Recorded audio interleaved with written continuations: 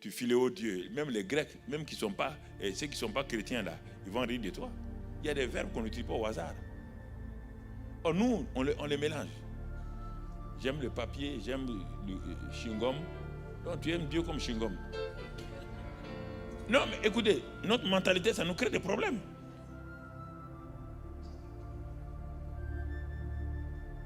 Donc vous voyez là, la parole. La parole, la parole, la parole. Ah, je suis en train de voir, il dit, mais Seigneur, je comprends ce que tu demandais à Josué. Je comprends maintenant. Il dit, médite la parole, qu'elle ne s'éloigne pas de ta bouche. Mais quelle parole? Parce que si tu reconnais la parole, elle est vivante, elle est efficace, elle est puissante, elle est tranchante, elle est pénétrante, elle sépare. Ah, mais Seigneur, ça c'est extraordinaire. Il dit, mais si tu veux comprendre, va dans Ephésiens 6. Tu vas trouver, on ne va pas le lire. Tu vas trouver là-bas que la parole est l'épée de qui? Du Saint-Esprit. Ah, le Saint-Esprit qui habite en moi, oui, sans lui, sans la parole, le Saint-Esprit ne fait rien.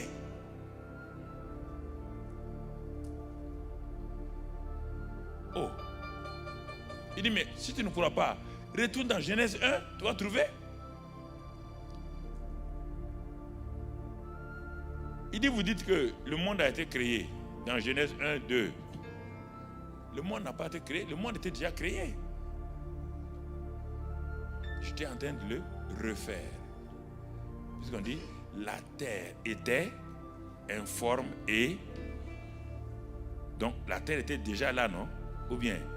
Mais elle était quoi? Ça veut dire tohu, bohu en hébreu. Tohu, bohu. Mais elle existait quand même. Et ensuite, elle était couverte de quoi? Ténèbres. Ténèbres, est-ce qu'on parle de l'obscurité? On parle de qui? De quelqu'un qu'on appelle plein de ténèbres. N'oublie pas, dans Apocalypse 12, il a été chassé du ciel. Quand tu lis Apocalypse, il y a le futur là-dedans, il y a le présent là-dedans, il y a le passé là-dedans en même temps. Il a été chassé. Quand? Retourne à Ésaïe 14 et Ézéchiel 28, tu vas trouver quand est-ce qu'il a été chassé.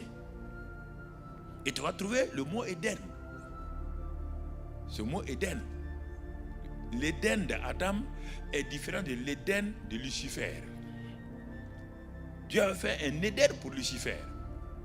Et il lui avait donné une onction qu'on appelle l'onction Mimchak. Va lire ça dans Ésaïe.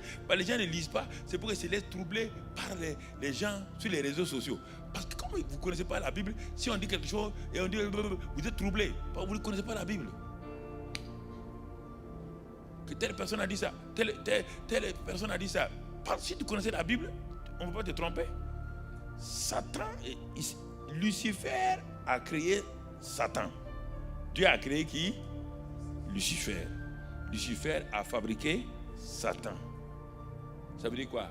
Lucifer s'est métamorphosé par ses différentes désobéissances. À la fin, on l'a appelé qui maintenant?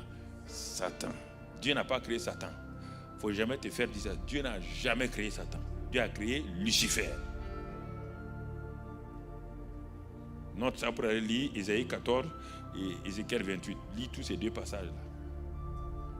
Et là-bas, il était dans le jardin, il était dans Éden. Mais maintenant, quand il a désobéi, il a dit qu'il a été chassé. Dans Apocalypse 12, nous montre quand il a été chassé.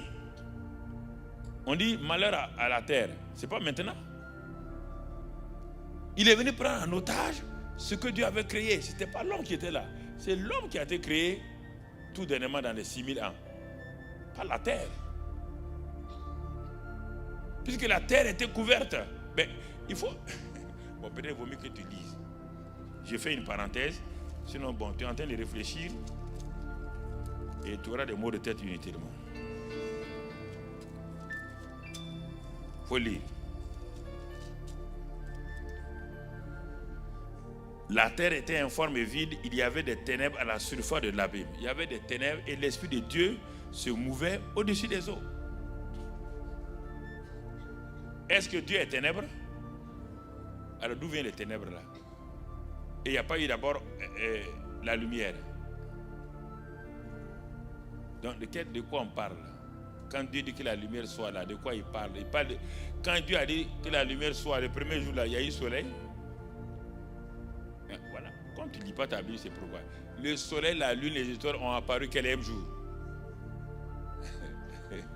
Ah oui, les signes montrent que vous ne lisez pas votre Bible. Le soleil, la lune et les étoiles ont apparu le 4e jour. Alors, d'où vient cette lumière-là? Dieu est. Il y avait quelqu'un d'autre avec sa nature qu'on appelle ténèbres, oui ou non? Pour repousser ces ténèbres-là, on ne parle pas de nuit. Est-ce qu'on t'a parlé de nuit? Après, le mot nuit va apparaître plus tard. Il y avait les ténèbres qui sont là. Les ténèbres, il est dit, et Dieu dit que la lumière soit. Dieu va enlever la lumière d'où? Dieu est. Il est le Père des. Quand il a dit que la lumière soit, la lumière est venue d'où? De lui-même. Et quand la lumière est venue, elle va faire quoi? Elle va contrôler les ténèbres. Et quand elle a contrôlé les ténèbres, il y a eu quoi? Il dit, Dieu vit que la lumière était bonne et Dieu séparait la lumière d'avec les ténèbres. Et en ce moment-là, il y a eu le premier jour. Et le jour ne commence pas le matin dans la Bible, le jour commence le soir. Lis la Bible. L'heure des hommes, notre jour commence à 6h du matin. Chez Dieu, le jour commence à 6h du soir. Dieu commence par la nuit pour arriver au matin. Lis dans la Bible. C'est pourquoi tu as des problèmes. Si tu dors mal la nuit, c'est pourquoi Satan opère la nuit. C'est que Dieu appelle la journée là, Satan opère, toi tu opères le contraire. Et c'est pourquoi tu as des problèmes. Tu n'apprends pas à maîtriser. Il faut connaître les termes bibliques. Il faut étudier la Bible. Il faut l'étudier, il faut l'ouvrir. Mais comme tu ne la lis pas, tu lis la Bible à travers les réseaux sociaux.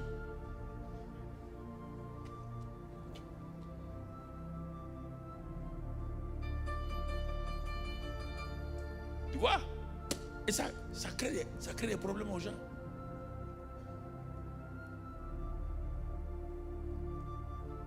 Tout ça, c'est la parole.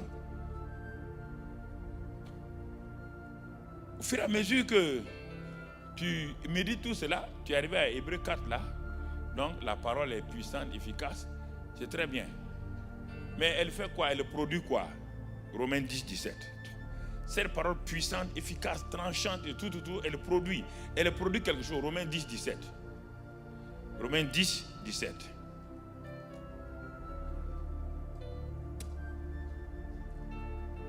Qu'est-ce qu'il dit là-bas? La foi vient. Et ce qu'on entend vient de quoi? Ah. La foi vient. Donc, c'est la parole qui va produire la foi. Et c'est pourquoi la foi aussi est puissante. Puisque la parole étant puissante, étant efficace, étant tranchante. Alors, si elle produit quelque chose, cette chose sera quoi? Puissante, tranchante et tout. Maintenant, mon frère, ma soeur, je te pose la question. Toi, tu ne médites pas la parole. Tu peux avoir la foi. Tu viens à l'église là, 100 ans, il n'y aura rien. Tu vas danser. Même les chaises dansent aussi. Non, mais je vous pose la question. Le problème, je vous l'ai dit tout le temps, en Europe, votre problème, c'est que vous n'ouvrez pas la Bible.